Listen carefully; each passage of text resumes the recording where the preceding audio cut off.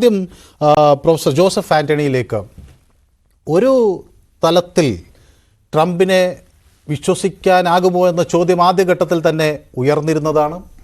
എന്നാൽ ഇന്ത്യയുമായി വലിയ സൗഹൃദം പങ്കിടാൻ താൻ ആഗ്രഹിക്കുന്നുവെന്ന് നരേന്ദ്രമോദിയോടൊപ്പമുള്ള വേദികളിൽ എല്ലാ ഘട്ടത്തിലും ട്രംപ് പറഞ്ഞിരുന്നതുമാണ്.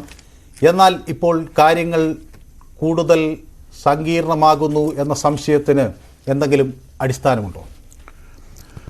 ട്രംപ് എന്ന പ്രസിഡന്റ് തന്നെ ഒരു പ്രശ്നമാണ് വാസ്തവത്തിൽ. നമുക്കറിയാം 2020 പ്രസിഡന്റ് തെരഞ്ഞെടുപ്പിൽ അദ്ദേഹം പരാജയപ്പെട്ടപ്പോൾ ലോകമൊട്ടാകെ വലിയ ദീർഘനിശ്വാസമാണ് വിട്ടത്.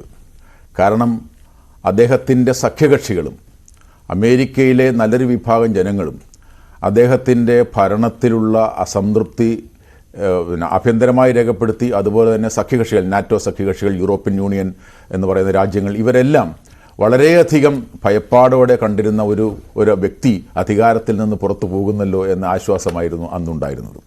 ഇപ്പോൾ വീണ്ടും 2024 ഈ തെരഞ്ഞെടുപ്പിൽ അദ്ദേഹം അധികാരത്തിൽ വരുമോ ഇല്ലയോ എന്ന ആശങ്ക ലോകത്തൊട്ടാകെ നിലനിൽക്കുകയും ചെയ്യുന്നു.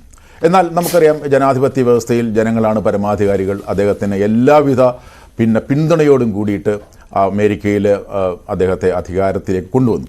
ഈ അധികാരത്തിലേക്ക് കൊണ്ടുവരുന്ന സന്ദർഭത്തിൽ നമ്മൾ കാണേണ്ട 2 പ്രധാനപ്പെട്ട കാരണമുണ്ട്. അതായിരിക്കും, ഈ കാരണങ്ങളാണ് അടുത്ത 4 വർഷം ട്രംപ് എന്ന് പറയുന്ന പ്രസിഡന്റിനെ നിയന്ത്രിക്കാൻ പോകുന്ന ഘടകങ്ങളെന്നാണ് ഞാൻ കരുതുന്നത്. ഒന്നാമത്തേത്, അദ്ദേഹത്തിന് നമുക്കറിയാം ഇവിടെ ലഭിച്ച പോപ്പുലർ വോട്ടും ഇലക്ട്രൽ വോട്ടുകളും അദ്ദേഹത്തിന് കിട്ടിയിരിക്കുന്നു.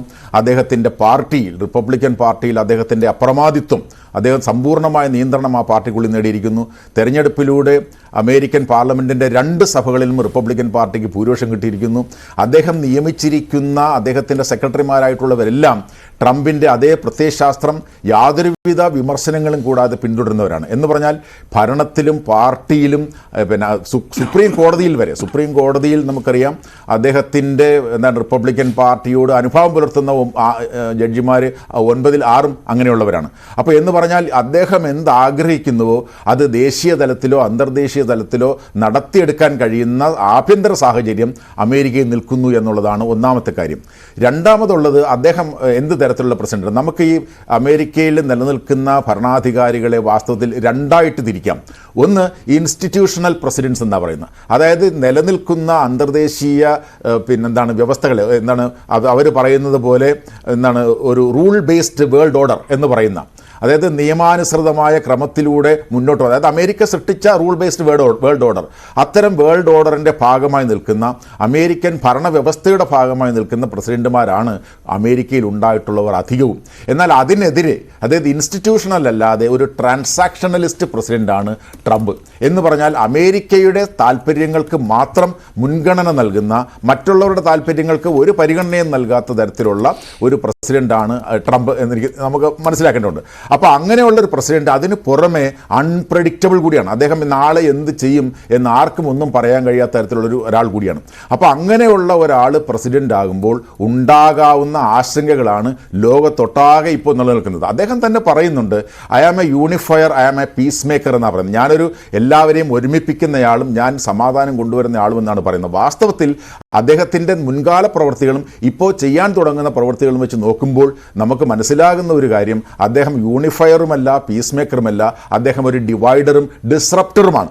അതായത് ലോകരാഷ്ട്രങ്ങളിൽ സംഘർഷങ്ങൾ ഉണ്ടാക്കാനും അതല്ലെങ്കിൽ അവരുമായി നിരന്തരമായ ഒരു മത്സരമോ ഒരു പോരാട്ടമോ ഒക്കെ നടത്തുന്ന രീതിയിലേക്കും അദ്ദേഹം വരുന്നു. അതോടൊപ്പം ഈ സമാധാനം ഉറപ്പാക്കുക എന്നുള്ളതല്ല. നമുക്കറിയാം, ഒറ്റ കാര്യം ഞാൻ പറയാം, ഈ ഇസ്രായേൽ പാലസ്തീൻ സംഘർഷത്തിൻ്റെ ഒരു പരിസമാപ്തിയിലാണ് ഇപ്പോൾ നമ്മൾ ഒരു ഇടവേള എത്തിയിരിക്കുന്നു. ഇപ്പോൾ അദ്ദേഹം ഏറ്റവും ഒടുവിലായിട്ട് അദ്ദേഹം പറഞ്ഞിരിക്കുന്നത്, അദ്ദേഹം പീസ് മേക്കറാണെന്നാണ് പറയുന്നത്. അദ്ദേഹം എന്താ ചെയ്യുന്നത്? അദ്ദേഹം പറഞ്ഞിരിക്കുകയാണ്, പാലസ്തീനികൾ യോർദാനിലേക്കും പിന്നെ ഈജിപ്തിലേക്കും സിനായിലേക്കും പോകണം, ഈ ഗാസ പ്രദേശത്തെ പൂർണ്ണമായും ഇസ്രായേലിന് വിട്ടുകൊടുക്കണമെന്നാണ് പറഞ്ഞിരിക്കുന്നത്. അതുപോലെ തന്നെ അദ്ദേഹം ഇവിടെ സൂചിപ്പിക്കപ്പെട്ടതുപോലെ 90 ദിവസത്തെ ഫ്രീസ്, എല്ലാ തരത്തിലുള്ള സാമ്പത്തിക സഹായങ്ങളും അദ്ദേഹം മരവിപ്പിച്ചു. ആർക്ക് മരവിപ്പിച്ചില്ല? ഇസ്രായേലിന് മരവിപ്പിച്ചിട്ടില്ല. എന്ന് പറഞ്ഞാൽ അത് ഈ വംശഹത്യ എന്ന് പറയുന്ന സംഭവം നടത്തിക്കൊണ്ടിരിക്കുന്ന ഇസ്രായേലിന് ഇപ്പോഴും സർവ്വവിധ പിന്തുണയും നൽകുന്ന ഒരു ഭരണാധികാരിയാണ് അദ്ദേഹം. അപ്പോൾ അങ്ങനെയുള്ള ആൾ എങ്ങനെയാണ് ഒരു പീസ് മേക്കർ ആവുന്നത്, എങ്ങനെയാണ് ഒരു യൂണിഫയർ ആവുന്നത്? എല്ലാ രാജ്യങ്ങളും, ഇന്ത്യ ഉൾപ്പെടെയുള്ള എല്ലാ രാജ്യങ്ങൾക്കെതിരെയും ഞാൻ ചുങ്കം ഏർപ്പെടുത്തും, ഞങ്ങളുടെ, അതായത് അമേരിക്കയുടെ താല്പര്യങ്ങൾക്ക് വിരുദ്ധമായി നിന്നാൽ ഞങ്ങൾ ചുങ്കം ഏർപ്പെടുത്തും, പിന്നെ ഡീഡോളറൈസേഷന് പോയാൽ 100% ചുങ്കമായിരിക്കും ഏർപ്പെടുത്തുക എന്ന് പറയുന്ന ഒരാൾ എങ്ങനെയാണ് ഒരു യൂണിഫയറും ഒരു പീസ് മേക്കറുമായി മാറുന്നത്? യെസ്, ഞാൻ താങ്കളിലേക്ക് മടങ്ങി വരാം.